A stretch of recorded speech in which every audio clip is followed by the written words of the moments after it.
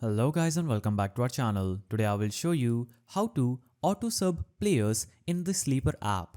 So in order to do this, you will have to first of all navigate to the Sleeper application. After opening the application, you will be on home page. Here, you'll have to simply click on your league, or you can also navigate to fantasy and click on your league. Now you'll be at default on your draft page. Click on the settings icon at the top right side of this league. Now, this will take you to your league settings. We'll have to navigate to General. After navigating to General, you'll have to scroll down on this page and navigate to the section that says Player Auto Subs. So this is the last section that says Player Auto Sub. So the commish must go into General League settings and find Player Auto Subs as seen in this section and select one of these numerical options. Keep in mind, this setting is only available to commissioners in the mobile app right now. So they have plans to add it on the web version soon. For non-commissioners, you will need to set any auto sub using the mobile app and they will display on web. It's not possible for you to set players as auto subs on the web version for now.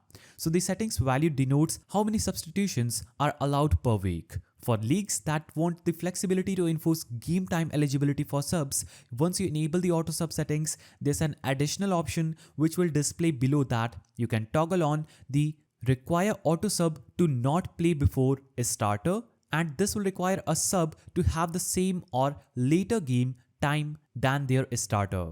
So that was the simple way through which you can auto sub players in Sleeper app. If you found this guide helpful, please don't forget to give it a thumbs up and thanks for watching.